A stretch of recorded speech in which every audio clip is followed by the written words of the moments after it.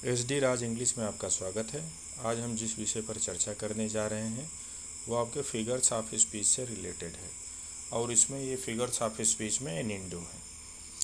तो इनिंडो जो आपका होता है इसको समझने के लिए आपको जो है दो चीज़ समझने की ज़रूरत होती है। पहली चीज़ तो इनिंडो आपका जो होता है पासिंग रेफरेंस होता है। दूसरी चीज़ होता है ये हिंट होता है। ये आपका हिंट होता है, किसी चीज़ का हिंट होता है। अब इसमें पासिंग रेफरेंस ये टर्म आपने कहाँ सुना होगा, तो ये टर्म आपने अल्यूज़न में सुना होगा। तो अब ये इनिंडो क्या होता है? इनिंडो किसी चीज़ का जो है रेफरेंस आपको देता है, लेकिन वो रेफरेंस क्लियर नहीं होता है। ये रेफरेंस आपका क्लियर नहीं होता है, स्पष्ट रूप से आपको बताया नहीं जाएगा। ये एक इशारा होता है और ऐसा इशारा होता है कि उस इशारे में उस चीज़ का नाम नहीं लिया जाता है। अभी आपको मैं कुछ इसके जो है उदाहरण दिखाऊंगा, कुछ और चीज़ बताऊंगा, तो वो चीज़ आप समझेंगे। और इसी को इसकी जो सेकंड मीनिंग होती है वो होती है हिंट। अब जैसे आप इसको जैसे पासिंग रेफरेंस, सेम वही चीज़ यहाँ पे भी है, लेकिन परीक्षा के पॉइंट ऑफ व्यू से हमने इसको दो भागों में बांटा है। अगर जो सही से देखा जाए तो ये दोनों भाग आपस में एक ही चीज़ हैं, सिर्फ इनको समझाने के लिए आपको हमने दो भाग में दिखाया है। एक टाइप का ये हिंट होता है, एक टाइप का आपका पासिंग रेफरेंस होता है। ये चीज़ आपकी इनिंडो होती है। अब इसको समझने के लिए जैसे आप समझेंगे कैसे, तो समझने के लिए आपको मैं दो तीन उदाहरण दिखाता हूँ। हाँ, दो तीन उदाहरण दिखाने से पहले थोड़ा मैं इस शब्द के बारे में इसकी हिस्ट्री बताना चाहूँगा। अब जैसे इनिंडो होता क्या है, ये आपका जो है एक सेइंग होती है। कहने का मतलब एक कहने का ये तरीका होता है। वो तरीका आपका कैसा होता है? पोलाइट होता है, इनोसेंट होता है, समझ रहे हैं, सरफेस स्तर पर। और ये किसी चीज़ का इनडायरेक्ट वे में हिंट दिया जाता है यहाँ पे। और वो जो वे आप अपनाते हैं, कहने का मतलब जो चीज़ आप बताना चाहते हैं, जिस चीज़ का आप हिंट दे रहे हैं, वो ज़्यादातर आपकी कोई रूड चीज़ होती है, या जिसको सुनने के बाद आपको बड़ा अच्छा ना लगे, रूड कमेंट हो सकते हैं, समझ रहे हैं, डर्टी जोक हो सकते हैं, या सोशल या जो है पॉलिटिकल टाइप के वो क्रिटिज्म भी हो सकते हैं। ये जो होते हैं ये क्या होते हैं? एक टाइप से जो है डर्टी कमेंट होते हैं, ये डर्टी जोक्स होते हैं।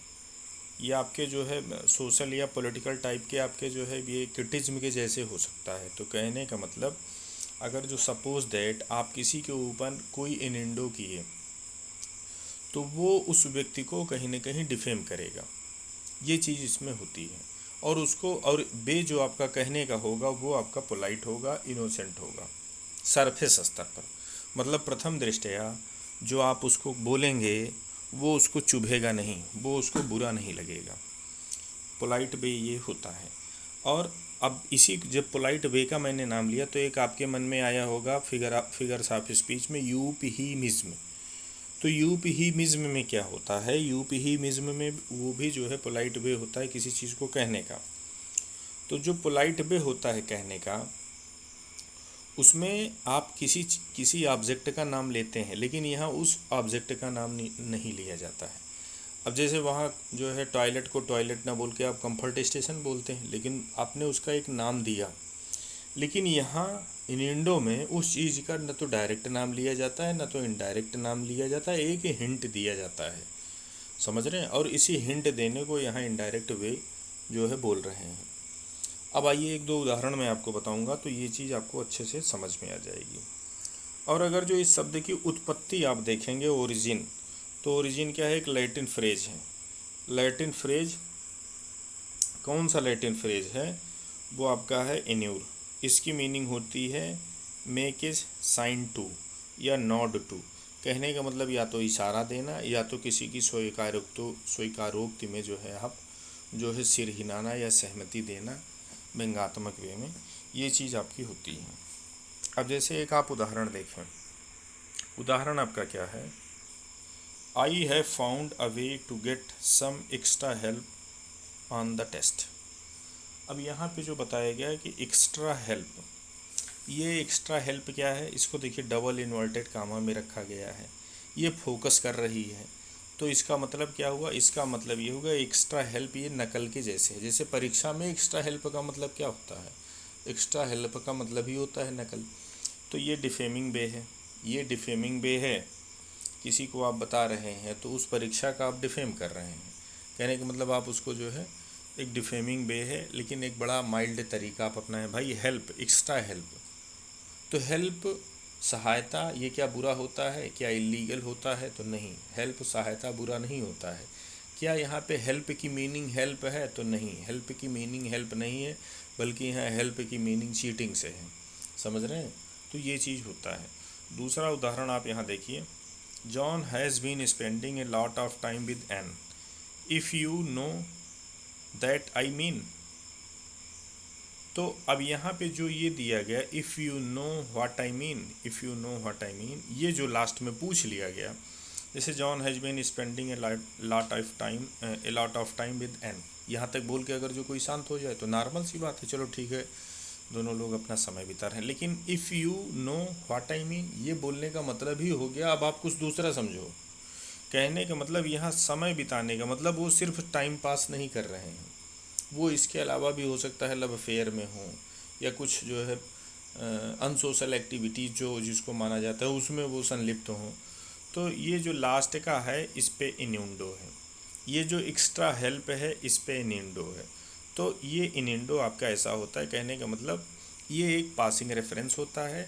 पासिंग रेफरेंस जिसके लिए बोला जाता है उसको पता होता है, जिसके लिए ये पासिंग रेफरेंस बोला जाता है उसको ये पासिंग रेफरेंस पता होता है। आप उसको जो है उसको इस चीज़ की जानकारी होती है। जैसे सपोज़ दैट ये पासिंग रेफरेंस मेरे लिए हो, तो मुझे पता हो जाएगा कि हाँ इनका बोलने का मकसद क्या है, ये क्या बोलना चाहते हैं। समझ रहे हैं? आप उसके मोटिव्स को समझते हैं, आप उसके इरादे को समझते हैं। तो इनिंडो में ये चीज़ होती है। और इसी के समतुल्य एक फिगर ऑफ स्पीच होती है सार्काज्म। तो सार्काज्म क्या होता है? सार्काज्म जो है माइल्ड वे नहीं होता है, किसी चीज़ को बताने का वो माइल्ड वे आपका नहीं होता है, माइल्ड वे से आप उसको नहीं समझाते हैं। उसका जो वे ऑफ जो है एक्सप्लेनेशन होता है, वे ऑफ जो उसकी टॉकिंग होती है वो आपको चुभती है। वह जिसके ऊपर किया जाता है उसको चुभता है, उसको अच्छा नहीं लगता है। वो डायरेक्ट जो है हमला बोलने के जैसे जो है होता है। कहने का मतलब वो इनिंडो की तुलना में शार्प ज़्यादा होता है। और इसी में एक आपको जो है टर्म मिलेगा, जैसे आप उसमें कंफ्यूज हो सकते हैं, वो आपका होता है आयरनी। जैसे आपके मन में कन्फ्यूजन हो कि इनिंडो और आयरनी में क्या अंतर है। तो देखिए, इनिंडो क्या होता है? पासिंग रेफरेंस होता है, जिसके ऊपर पास होता है उसको भी पता होता है। लेकिन आयरनी में क्या होता है? जिसके लिए आयरनी आप यूज़ करते हैं वो फुल्ली उस चीज़ से जो है अवेयर नहीं होता, उसको मतलब शब्द का मतलब ही नहीं पता होता है।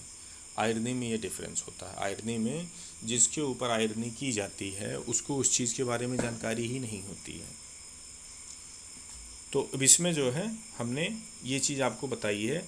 नेक्स्ट वीडियो मैं तीनों में डिफरेंस का बनाऊंगा। हालांकि रफली हमने आपको डिफरेंस बताने का प्रयास किया है, लेकिन मुझे उम्मीद है कि सिर्फ आप इनिंडो का मतलब समझे होंगे, लेकिन जो मैं डिफरेंस बताने का प्रयास किया हूँ वो मुझे लगता है कि आपको जो है जिस रफ वे में मैंने आपको बताया है, थोड़ा से आपको एग्जांपल दिखाया जाना चाहिए साइड बाय साइड, जैसे तीनों को जो है रख के समझाना चाहिए तीनों में डिफरेंस क्या है, तो वो चीज़ आपके लिए अच्छी होगी। और ये विचार मेरे मन में अभी आया है। तो नेक्स्ट वीडियो में मैं तीनों को पैरेलल रूप से रख करके तीनों के जो है एग्जांपल्स, तीनों की डिफिनीशन, तीनों के क्या स्पेशल फीचर्स हैं वो सब रख करके मैं नेक्स्ट वीडियो में ये चीज़ आपको प्रोवाइड कराऊंगा। थैंक्स।